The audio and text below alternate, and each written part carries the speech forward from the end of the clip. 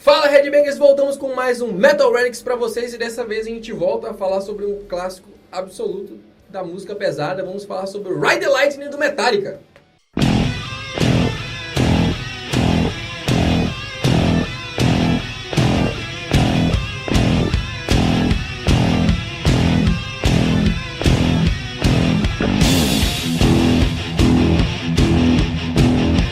Ride the Lightning é o segundo lançamento da banda estadunidense Metallica. Ele foi lançado em 27 de julho de 1984, exatamente um ano e 2 dias após o lançamento de Kill 'Em All. Então os caras estavam alinhados ali com a sua agenda, né?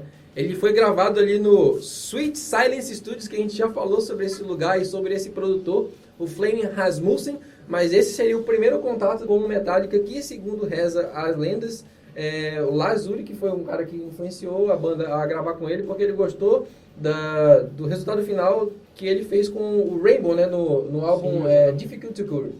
E os caras, pelo Lars ser europeu, dinamarquês, né, ele já tinha contato com os caras europeus e ele já tinha uma amizade também com os caras aliás, eles começaram uma amizade com os caras do Mercyful Fate, que inclusive gravavam e ensaiavam no mesmo estúdio que eles gravaram o Ride the Lightning, né?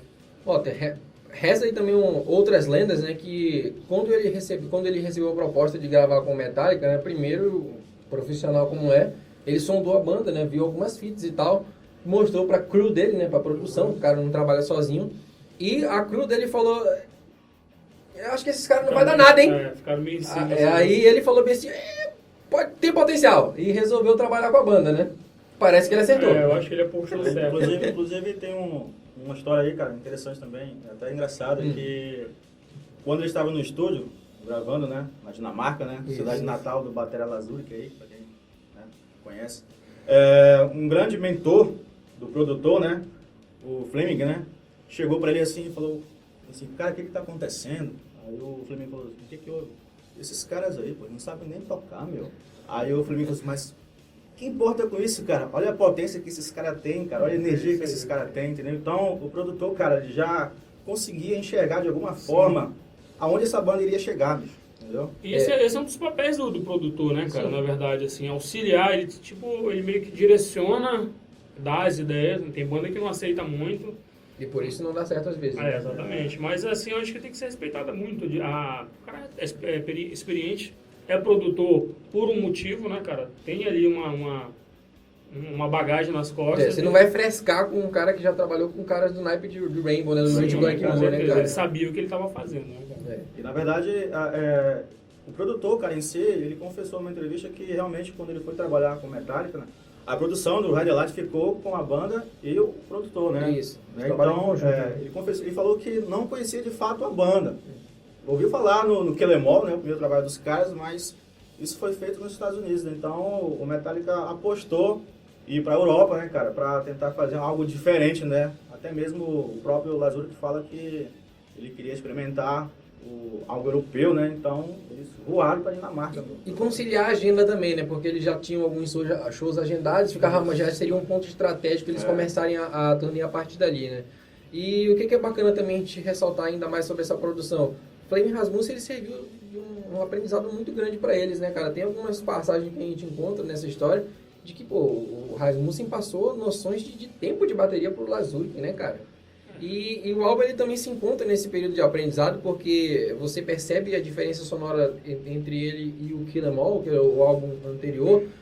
Ele é um álbum que ele tem os seus arranjos muito mais bem definidos, muito mais trabalhados, e isso daí também tem influência do Cliff Burton, que ele era um cara que ele tinha noção de teoria musical, e falou, galera, vamos cá, que eu vou ensinar pra vocês umas paradas aí, e ensinou com os caras um pouco também, né? É bem isso aí mesmo, porque assim, ele, apesar de serem muito novos ainda, né, praticamente aí um ano mais velhos que os caras que lançaram o Kill 'Em All, mas dá pra ver um salto de qualidade, até de maturidade no som dos caras, né, cara? Kill 'Em All ainda é aquele estilo de música de thrash, né, bem juvenil, bem crua mesmo, e que o Ride the Lightning, pelo menos aos meus ouvidos, cara, consegue transmitir uma maturidade muito grande. Eu acho que houve um salto, eu não vou falar aqui de qualidade, porque o Kill 'Em All é tão bom quanto o Ride the Lightning, mas eu acho que em termos de maturidade teve um salto muito grande, com relação às músicas. As letras também. Exatamente, as letras.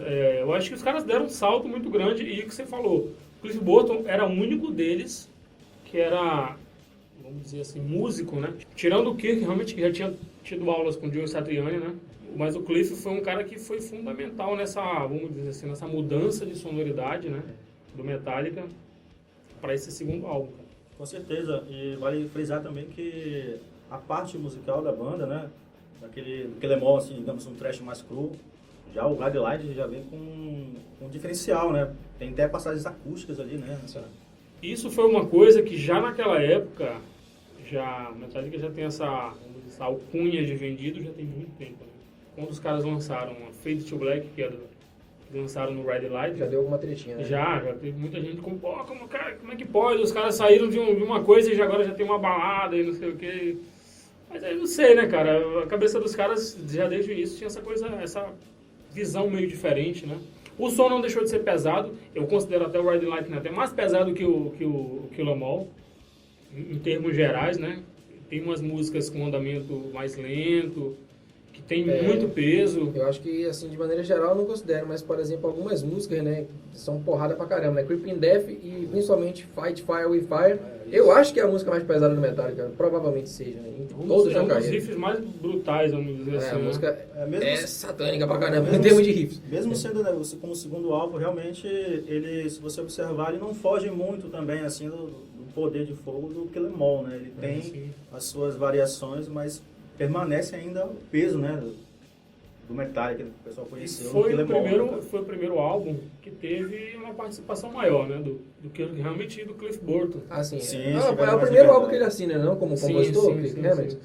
E Exatamente. o que é bacana também desse álbum, né? Ele, tipo, ele faz umas definições, né? Ele tem o Kirk assinando e, por outro lado, ele é o último álbum que tem ainda assinaturas do Dave Mustaine, né? Exatamente. É como se fosse a troca definitiva. Agora, Ah, a partir daqui, é essa crew mesmo, tudo que for criado é desses quatro aqui. Passar bem. Porque nesse álbum do Ride Light, cara, o próprio Cliff Burton e até o Kirk Hammett, eles tiveram, assim, digamos, um pouco mais de liberdade, porque os caras são de, vamos dizer assim, escolas diferentes, né? O lendário baixista Cliff Burton, ele já é mais pro lado melódico, né, da coisa, né? E o Kirk já possui uma técnica já bastante já apurada, então a combinação foi perfeita, cara, desse álbum que apresentou aí para os fãs do Metallica algo novo, dentro do estilo da banda, mas com melodias e tudo mais, cara. As Assim, músicas mais trabalhadas, né, cara? Essa coisa que a gente está falando de uma certa mudança, não é que a banda virou uma outra banda. A banda era uma coisa e virou... Não é nada disso. Mas assim, a prova de que os caras contribuíram é que tem duas músicas que contam com riffs que eram músicas do Exodus. Sim. Nos tempos de demo, que o que é engraçado é que não foi o que falou, olha, eu queria botar essa parte, que foram os próprios caras, James e Lars, que falaram. Ó, essa aqui é legal, a gente poderia combinar com essa parte aqui da música, que acabou entrando ali em Trapped on the Rise e Creeping Death, né, que são dois clássicos do Metallica que duas partes de músicas dali vieram do Exodus, do tempo de demos do Exodus. Então, justamente, apesar da maturidade que o Alba apresenta, né, houve uma certa pressa para a gravação dele. Né? Então, os caras não tiveram tempo para sentar e falar, vamos produzir o Ride the Light. Não, eles começaram a catar ali vários materiais antigos dele e daí surgiu esses pedaços de música, da música Trapped on the Rise, né, que era de uma demo do Exodus, né? Que depois viria a ser lançado no Temple of the Damned como a versão de Impaler, né? E tem Die by His Hand, que também é desse tempo de demos do Exodus, que virou aquela parte clássica de Creeping Death. Creeping Death, né? Aquela parte de baixo que o Cliff começa a mostrar ali o que tipo de baixista ele, aliás, ele já tinha começado a mostrar quando eles fizeram a anestesia do Kill 'Em All. Mas aquela intro de For Whom the Bell Tolls, aquela parte de baixo que ele toca no início, ele já tocava aquilo ali há muito tempo. Anterior ao Metallica. Né? Exatamente. E ele tinha uma banda com o Jim Martin, que é ex-Fate No More, né? Bem antes do Metallica, bem antes do Trauma, que é a banda que ele saiu para entrar no Metallica. Então essa parte eles já tinham, ligando o que o Brian estava falando aqui mais um pouquinho antes, sobre pegar várias partes de música daqui e dali. E se imaginam os caras colando coisas daquilo ali, conseguiram fazer um álbum como esse. É verdade. Imagina se ele tivesse tido tempo suficiente. Essa introdução que você está falando é o cromático, né? Que muita gente pensa que é na guitarra que é feita, Exatamente, né? exatamente. É simplesmente no baixo, tá, negão? Bota fé no cara. E voltando aí, ó, a capa, cara, é muito impactante, cara. Exatamente. O pessoal olha assim, vê essa cadeira elétrica aqui na capa e vê, cara, o que é isso, mano? O que isso significa? E eu pensava que, pra você ver, em alguns momentos eu pensava que isso não era uma cadeira elétrica, eu pensava que era um daqueles microfones metálicos. Pensava que era isso daí.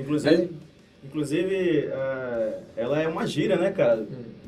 Dos presidiários. Os caras que eram condenados à morte né, na cadeira. Exatamente, né, que significa, se não me engano, cavalgar no relâmpago, né? É isso aí. Mas, vai dar a tua cavalgada final, né? cavalgada final. Mas também existe uma versão de que o nome do álbum ele surgiu de uma inspiração de um romance de Stephen King, foi sugerido pelo Kirk Hammett, né? O romance é chamado The Stand, né? Surgiu daí a inspiração para o nome do álbum. É uma das versões que tem sobre o nome do álbum. E esse álbum também ele remete um pouco, não à temática, tá longe de ser um álbum conceitual, mas ele remete à faixa título do álbum, né? E ele trabalha assim mais alguns temas reflexivos, né? Por exemplo, tem músicas como Trapper on the Rise, que a letra fala sobre um cara que acordou de estado criogênico e ele vê que está sem condições ali não tem ajuda de ninguém, começa a refletir sobre aquele momento dele. A música Fade to Black também, ela tem uma pegada um pouco suicida no seu tema, e diz que a inspiração que ela foi composta pelo James, né? E a inspiração para isso foi um momento que o equipamento da banda foi todo roubado lá em Boston. Que bosta, né? E foi daí que ele teve essa inspiração para essa balada aí que, pô, é uma balada, beleza, né? Mas ela carrega um lance mais sinistro da história, né? Um clima pesado a música também. Tem Creeping Death também, que fala sobre a praga da morte dos primogênitos, que é baseado lá no livro de Êxodos, veio? Lembra que a gente falou que o Kiki usou resquícios ali de uma música do Exodus? Isso mostra um pouco da maturidade que os caras tinham de trabalhar outros temas, porque são temas diferentes do que eles abordavam ali na época do Kill 'Em All, que era mais baseado na adrenalina mesmo, na violência e na força juvenil dos caras ali de fazer parte daquele movimento do thrash metal, que era o início de tudo ali, né? Bom, é isso. Pra vocês, qual é uma música preferida desse grande clássico? Cara, eu poderia citar qualquer uma desse disco, mas eu vou pegar aqui a Trapped on the Rise, que é uma música que eu gosto muito. Por causa da letra também, que eu acho muito legal. E o instrumental da música também é muito foda, então eu vou ficar com Trapped on the Rise. Cara, eu fico com Fight Fire with Fire, que é uma música agressiva, cara. Tem ali o feeling ainda do Kill 'Em All ainda ali, na raiz, né, cara? Então, é uma música pesada e eu destaco ela, cara. Cara, a melhor música do álbum pra mim é Creeping Death. Eu gosto muito de Fight Fire with Fire, mas Creeping Death pra mim é sensacional. Foi um riff assim, que me marcou muito. Quando eu comecei mesmo a ouvir metal pesado, vale a pena eu falar um pouco sobre a minha trajetória no metal, né? Quando eu aprendi a tocar guitarra, o Fábio era um dos meus professores, eu pedi pra te me ensinar essa música, né, cara? Verdade. É um dos grandes clássicos do estilo, né? Eu lembro também de um show também, já que é pra falar de saudosismo, tinha uma banda aqui que era muito foda aqui em Manaus, chamada Somniator. Eles tocavam essa música ao vivo, porra, era sensacional pra caralho. Essa música é muito foda. Ao vivo eu já vi ela também com Metallica. Não, eu ia falar você também, mas você tava muito doido.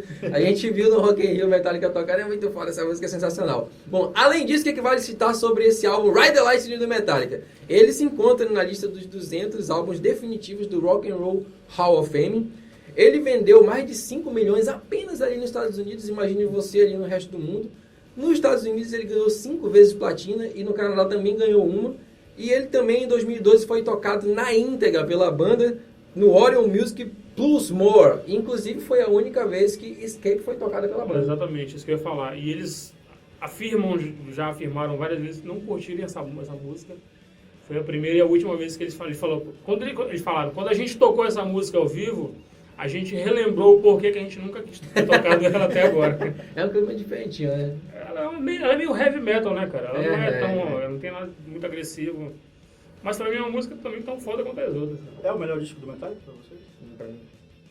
Cara, é complicado isso aí, principalmente pra mim, cara. Quem me conhece sabe que eu sou Metallica fanático, mas dos 5 primeiros eu não consigo dizer ali qual é o melhor, não. Mas tá ali, velho. Pode ser que esteja entre os melhores. Eu tento me concentrar muito na melodia e tal. Eu não me ligo muito na produção de algumas coisas. Eu prefiro o Kill 'Em All, assim como eu prefiro o Show No Mercy do Slayer, que tem uma produção muito inferior aos outros. Mas as músicas são bacanas e pra mim é isso que interessa. Espero que vocês tenham gostado aí do Metal Reddit falando sobre esse clássico do Metallica. Espere outros grandes clássicos à frente aí, assim no canal Apoio Metal.